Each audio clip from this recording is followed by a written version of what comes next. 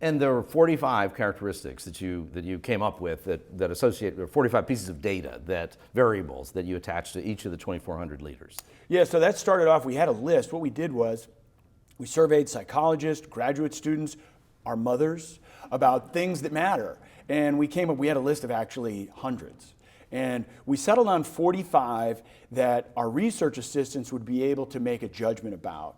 So for example, how old somebody is. For almost all of these leaders, not everyone, but almost all of them, we actually know when they were born. So we have a good judge of their age.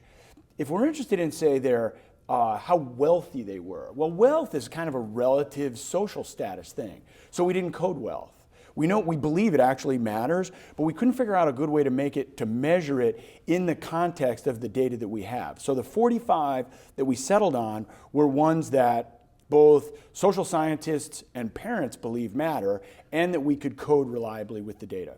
Historically, it was very common for most of our political leaders to have served in the military when they were younger.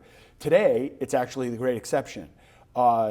None of the candidates that we have in the election today that remain in the running have had any military service. Our current president, President Obama, has not served in the military. So some of these experiences serving in the military tip us in one direction. If someone has had some type of early traumatic experience or very highly salient experience, that may pull them back in another. So we really have to think about people in the totality.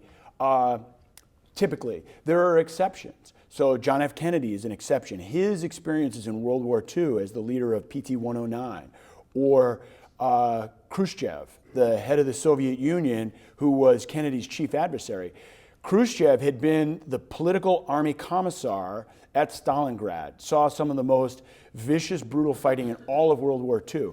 Those two gentlemen came out of World War II understanding and believing both in the power and sort of violence associated with military force, but they also came away believing it could work, that it could be a very powerful tool for good for both of their perspectives. And so they're people where that one experience seems to have been particularly salient.